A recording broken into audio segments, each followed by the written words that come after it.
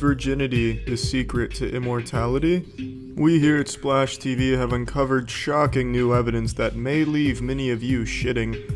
But before we begin, what exactly do we mean by virginity? It's not simply the act of abstaining from sexual intercourse. You have to also never ejaculate or achieve an orgasm if you want to obtain immortality. Here is some of the damning evidence we have found. There's a species of jellyfish called the Tortopsis dohrnii, also known as the Immortal Jellyfish, and as you can probably guess by its name, it is by all definitions immortal. How is this possible? How can it achieve immortality? Well, the answer is simple. It lives in solidarity. It doesn't have porn. It doesn't have anything to tempt it into ejaculating. It has never blown a load in its life. Its cum tanks have always been full. And since it lives in solidarity away from any other members of its species, it is never fucked. It has never ever felt a jellyfish vagina in its life, and neither has a jellyfish vagina felt a jellyfish cock. So, since it has never had sex or ejaculated or had an orgasm, it is able to live forever.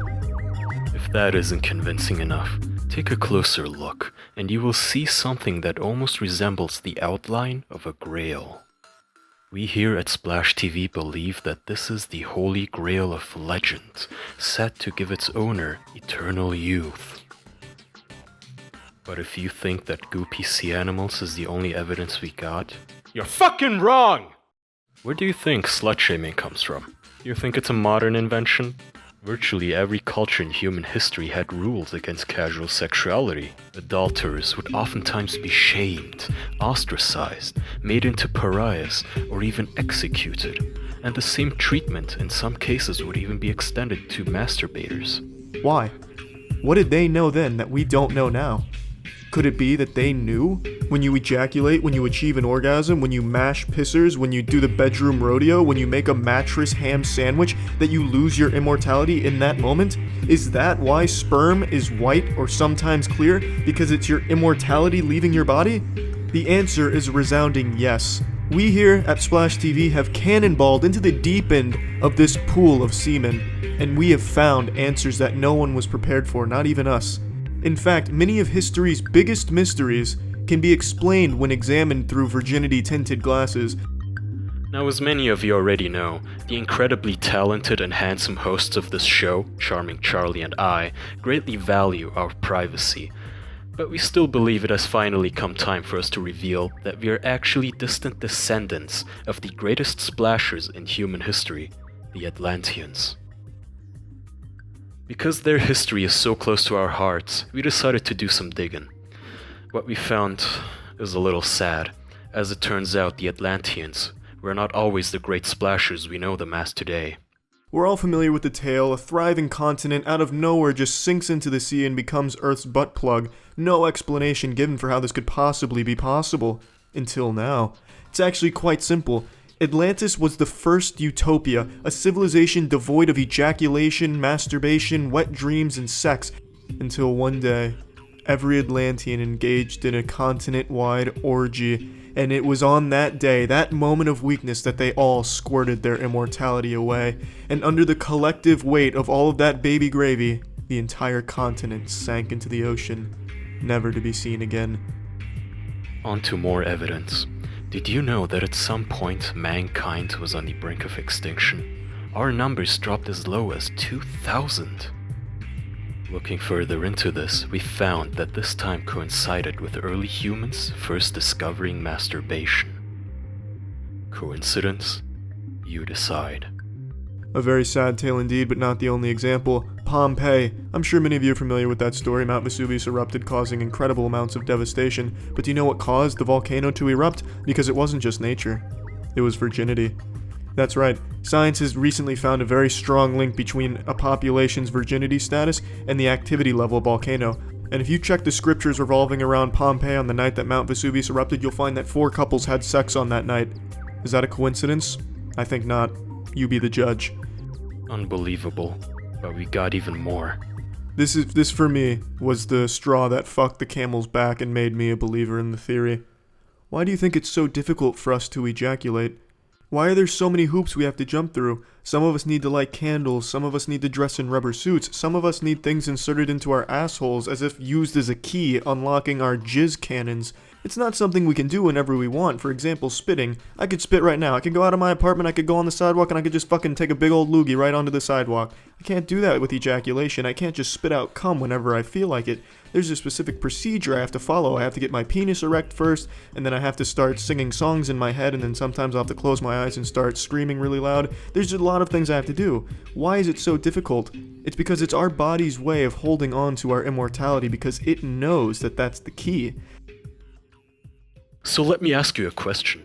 Is this inherent difficulty of us losing our immortality why there is so much sexuality just being shoved down our throats in daily life? Is this why you cannot even watch a movie anymore without being bombarded by asinine sex scenes? Why is it that losing your virginity is so encouraged in society? Think about it. Every industry relies on us dying at some point. They rely on us being mortal. Do you think there would be a medical industry if we were immortal? Fuck no. Why should there be? Why would anyone pay for expensive cancer medication if they were immortal? They wouldn't. No one would. It wouldn't even matter if you got shot in the fucking head because you're still immortal. You wouldn't need any doctors, any medical corporations making fucking pills. Would you still buy a car? Would you still buy plane tickets and get fucked over by airlines? Probably not. All of those products are things we use to save time. We buy cars because we don't want to spend 2 hours walking to the fucking movies. But if we were immortal, we wouldn't have to save time. Because we have all the time we want, we wouldn't probably even have a concept of time. If you're gonna live for 2 billion years, why would it matter to you if you have to fucking walk 2 hours to a movie? It wouldn't. You would save time. There goes all the fucking fossil fuel industry, which is basically like half of the Middle East. Would the prison system not collapse immediately? Why would we lock anyone up anymore? Why would we have to put away murderers? Who are they gonna murder? There goes another corrupt industry down the shitter. Doesn't it sound like all of these industries need us mortals? Doesn't it sound like they need a steady supply of rats for their rat race? Doesn't it sound like they make all of their profits off of our backs? It's almost like they would have a vested interest in keeping us ignorant. It's almost as if they need us to remain mortal. Now, if this sounds like a crazy Alex Jones-esque fear-mongering conspiracy theory to you, it's not. Behind the scenes, we know a lot of people, we have lots of connections, so we decided to share our theory with a bunch of scientists. One of those scientists is astrophysicist and overused TV personality Professor Neil deGrasse Tyson. A few days ago, Professor Tyson was invited to be on a panel at the yearly Diaper Fetishist convention. He decided to speak up and talk about the duality of virginity and immortality. I never once was thinking we have to drop one to get the other. It's the merging of the two, which, if you invest some thought into it, becomes a very natural marriage. The next day, Professor Tyson was found dead at his apartment. There is clearly a group at work here, an upper elite, some sort of 1% higher class, warmongers, oppressors, tyrants who are trying to keep us down, people who have an interest in keeping us ignorant. They need us to be mortal so we can grease the cog and wheels of their contrived corrupt machine, so they can keep profiting off of us mortals. They have destroyed the inheritance of mankind. They have destroyed immortality, wiped it from the books. But I'm no longer gonna be silent. Who are they? Lizard people? The Arabs? Jews? No. All of those poor people have just been mocked endlessly. They have been scapegoats. They're not at fault. We all know who is behind this. It's of course the Air Nation.